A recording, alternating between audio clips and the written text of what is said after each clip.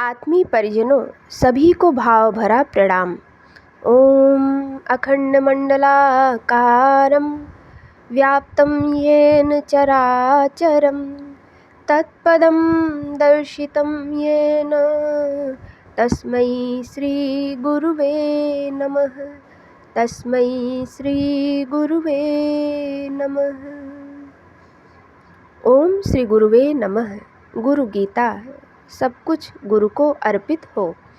गुरु गीता के महामंत्र साधना पथ के प्रदीप हैं। इनसे निर्सित होने वाली ज्योति किरणें साधकों को भटकन और उलझन से बचाती है। वैदिक ऋषिगण, अनुभवी महासाधक सभी एक स्वर से कहते हैं कि साधना पथ महादुर्गम है। इस पर निरंतर चलते रहना महाकठिन है। फिर चलते रहकर लक्ष्य को पा लेना गुरु कृपा के बिना नितांत असंभव है। उपनिषद की श्रुतियों में साधकों के लिए ऐसी ही चेतावनी भरे वचन है।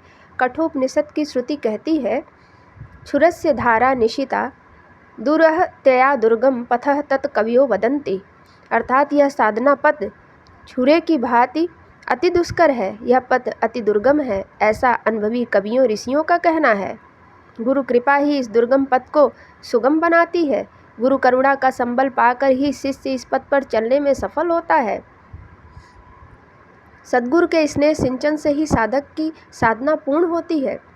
उपर्युक्त मंत्रों में बताया गया है कि शिष्य को यह तथ्य जान लेना चाहिए कि सद्गुरु का चिंतन स्वयं आराध्य का ही चिंतन है। इसलिए कल्याण की कामना को करने वाला साधक इसे अवश्य करे। तीनों लोकों में निवास करने वाले सभी इस सत्य को कहते हैं कि गुरुमुख में ही ब्रह्म विद्या स्थित है। गुरु भक्ति से ही इसे प्राप्त किया जा सकता है। गुरु ही अज्ञान के अंधकार को हटाने वाले प्रकाश स्रोत हैं। शास्त्र वचनों से भी यही सिद्ध होता है कि गुरु कृपा से ही माया की भ्रांति नष्ट होती है। गुरु से श्रेष्ठ अन्य कुछ भी नहीं है। गुरु भक्ति की इस तत्व कथा में नई कड़ी जोड़ते हुए भगवान सदाशिव माता पार्वती को समझाते हैं।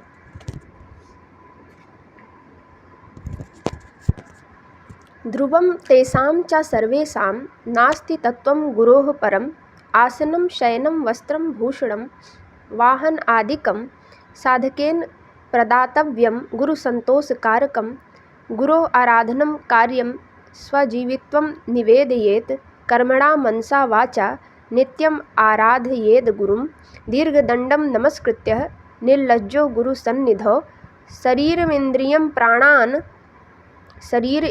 प्राणान् सद्गुरुभ्यो निवेदयेत् आत्मदारादिकं सर्वं सद्गुरुभ्यो निवेदयेत् कृमिकीट भस्मविष्ठा दुर्गन्धिमलमूत्रकं श्लेष्मं रक्तं त्वचा मांसं वञ्चयेन् वरानने। हे श्रेष्ठ मुख वाली देवी पार्वती, शिष्य को यह सत्य भली भांति जान लेना चाहिए कि यह ध्रुव अटल है कि गुरु से श्रेष्ठ अन्य कोई भी तत्व नहीं है। ऐसे लोक कल्याण में निरत परम कृपालु गुरु के कार्य के लिए आसन, वस्त्र, आभूषण, वाहन आदि देते रहना शिष्य का कर्तव्य है। साधक द्वारा इस तरह लोक कल्याणकारी कार्यों में सहयोग से सद्गुरु को संतोष होता है। भगवान शिव का कथन है कि गुरु कार्य के लिए साधक को अपनी जीविका को भी अर्पण करना चाहिए। कर्म, मन और वचन से नित्य गुरु आराधना करना ही शिष्य का कर्तव्य है। गुरु के कार्य में तनिक भी लज्जा करने की जरूरत नहीं है। गुरु को साष्टांग नमस्कार करना चाहिए। शिष्य का शरीर, इंद्रिय, मन, प्राण सभी कुछ गुरु कार्य के लिए अर्पित होना चाहिए। यहाँ तक कि अपने साथ पत्नी आदि परिवार के सदस्यों को गुरु कार्य में अर्पण कर देना चाहिए।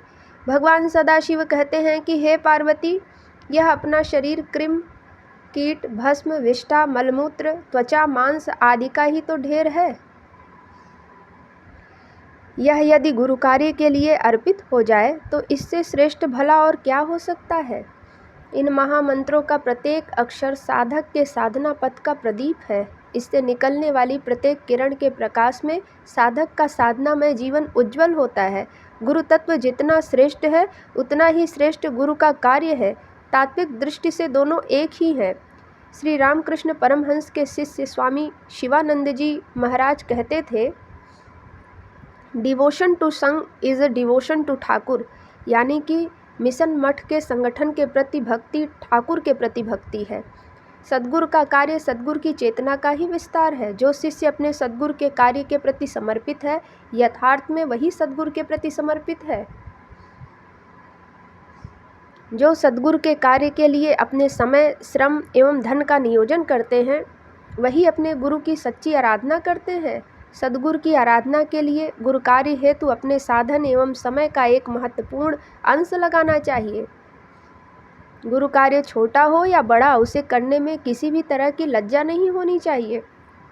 श्री रामकृष्ण परमहंस कहते थे कि लोगों को जिन कार्यों के लिए लज्जित होना चाहिए, उन्हें करने में वे लज्जित नहीं होते। बड़े मज़े से झूठ, छल, कपट करते हैं, धोखाधड़ी करते हैं। इन कार्यों में उन्हें लज्जा नहीं आती है। पर गुरु की आज्ञा का पालन करने में वे शर्माते हैं। सद्गुरु का कार्य जो भी है, उसे भक्तिपूर्ण रीति से करना चाहिए। इसके लिए लज्जा का त्याग करने में भी कोई संकोच नहीं करना चाहिए। कर्म ही नहीं, मन और वाणी से भी गुरु आराधना करनी चाहिए। बार बार और हमेशा ही यह सत्य ध्यान में रखना चाहिए कि गुरु आराधना गुरु की शरीर सेवा तक सीमित नहीं है। इसके व्यापक दायरे में सद्गुरु के विचारों का प्रसार व उनके अभियान को गति देने के लिए प्राणपण से प्रयास करना भी शामिल है। इस हेतु न केवल स्वयं का जीवन अर्पण करना चाहिए, बल्कि अपनी पत्नी एवं परिवार के अन्य सदस्यों को लगाना चाहिए। अपनी यह देह पंच महाभूतों के विकार के सिवा भला और है ही क्या। इस देह की सार्थकता सद्गुरु के कार्य के प्रति समर्पित होने में ही है।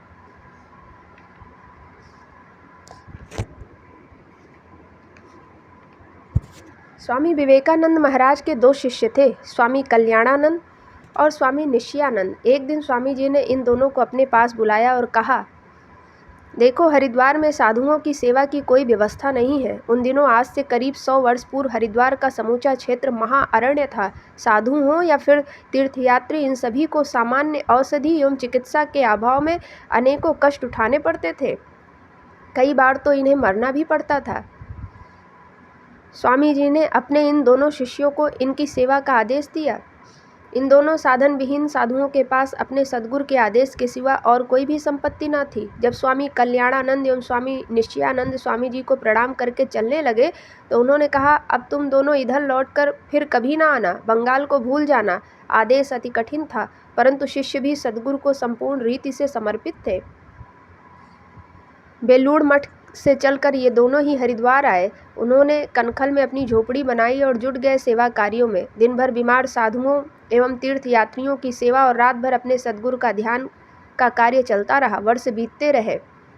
इस बीच स्वामी जी ने इच्छा मृत्यु का वर्ण किया, परंतु सद्गुरु आदेश के प्रति ये दोनों गुरु के अंतिम दर्शन में भी नहीं गए।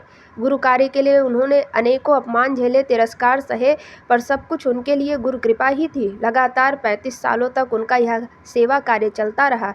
उनके कार्यों का स्मारक आज भी कनकल क्षेत्र में श्री रामकृष्ण सेवाश्रम के रूप में स्थित है। सद्गुरु के कार्य के प्रति निष्ठापूर्ण समर्पण ने उन्हें आध्यात्म के शिखरों तक पहुंचा दिया। इन दोनों के लिए स्वामी जी ने स्वयं अपने मुख से कहा था, हमारे ये बच्चे परमहंसत्व प्राप्त कर धन्य हो जाएंगे। गुरु कृपा से यही हुआ भी। ऐसे कृपालु सद्गुरु को 100 सहस्र कोटिशः नमन।